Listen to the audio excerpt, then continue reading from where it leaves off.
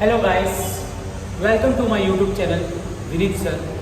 आज हम देखेंगे मैथ्स 1 का चैप्टर नंबर 1 जो कि है एंगल एंड इट्स मेजरमेंट। ठीक है, तो आज के सेशन में हम लोग थोड़ा इंट्रोडक्शन देखेंगे कि क्या एंगल है बेसिकली और क्या है measurement. So today in this class we are going to understand what is angle and how they will be measured.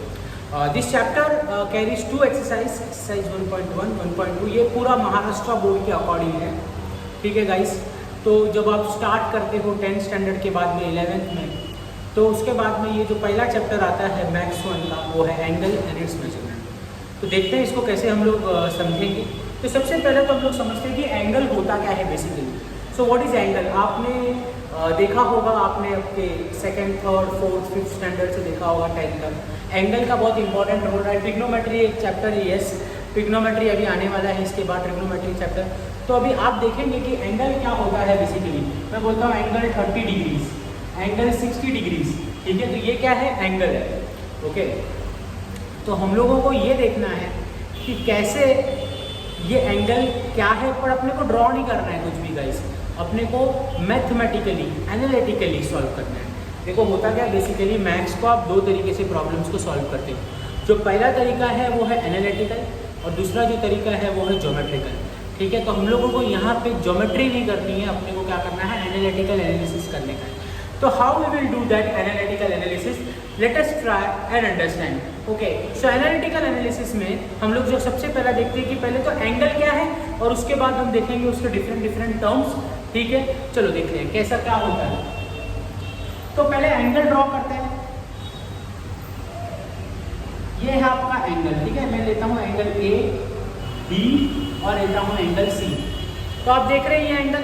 ठीक है, angle A, angle B, angle C. तो अगर मैं बोलता हूँ आपको कि एंगल बी 30 डिग्रीज है, मतलब ये एंगल बी कुछ ऐसे मैंने बना दिया। तो जब आप ड्रॉ करते हो with the help of a protractor, आप प्रोटेक्टर को यहाँ पर रखोगे बी पे। ठीक है, और आप इस तरह से काउंट करते हो कि भाई 0 से यहाँ पे, मतलब ये 0 एक्सिस है, ये आपका 0 है, मतलब आपका जो रिफरेंस ले रहे हो आप, तो यहाँ पे आप रिफरेंस ले रहे हो BC। तो जब आप BC को रिफरेंस ले रहे हो तो आपका जो BC हो गया, this will be called as initial ray. क्या बोलेंगे इसको? इनिशियल रे। ओके, अब आपने प्रोटेक्टर से लेके ड्रॉ करना शुरू किया, then you will go in anti clockwise sense. घड़ी का काटा क्लॉकवाइज, आप जाओगे उल्टा एंटी क्लॉकवाइज। तो ये 2 सेंस ऑफ रोटेशन आपको थोड़ा ध्यान में रखना होगा। तो हम लोग जा रहे हैं एंटी क्लॉकवाइज सेंस, मैंने एरो से यहाँ पे दिखा दिया।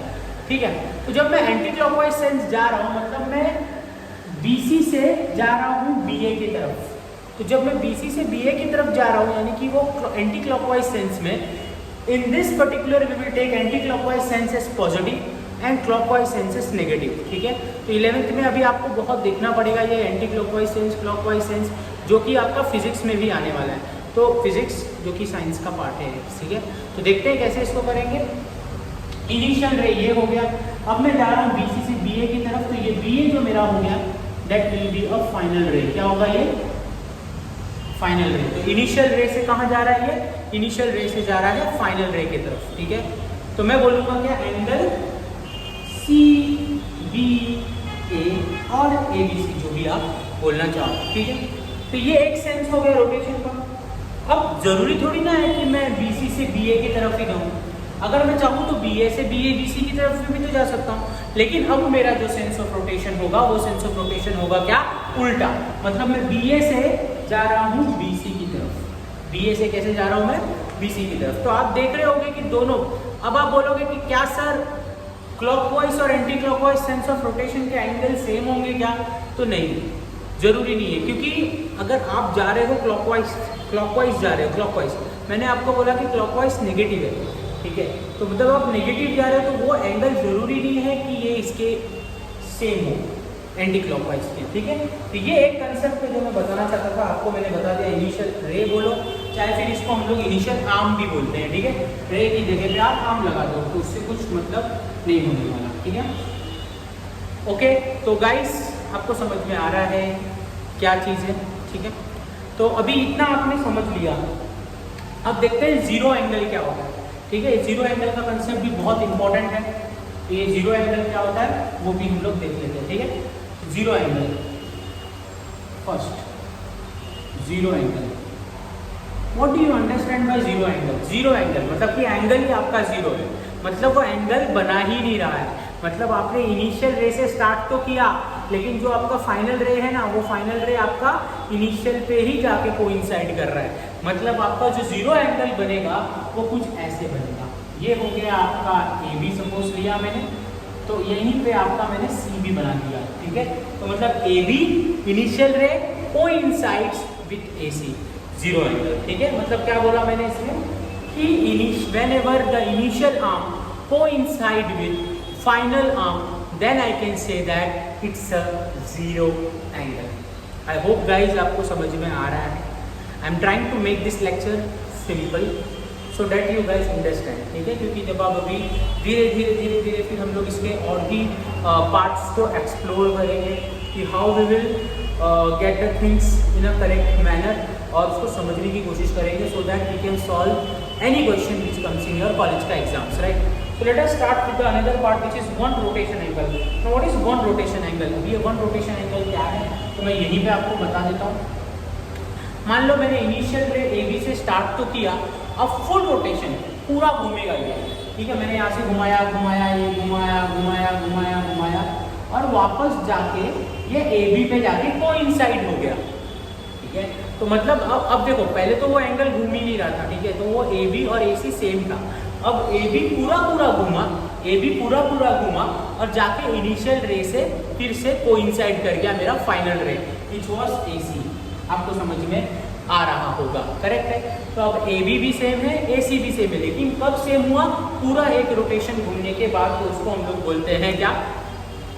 One rotation angle. Now next जो होगा वो होगा स्ट्रेट एंगल। अब ये भी बहुत इंपॉर्टेंट है। स्ट्रेट एंगल क्या होता है?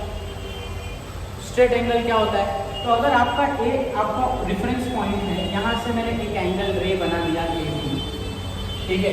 तो स्ट्रेट एंगल क्या होगा कि ये स्ट्रेट मतलब कि सीधा रहेगा, एकदम स्ट्रेट रहेगा, ठीक है। तो मतलब कि ये ए बी और इसका जो फाइनल रे रहेगा दैट विल बी स्ट्रेट। ये हो गया ए सी। तो आप देख रहे होंगे ये एंगल रहता है 180 डिग्री।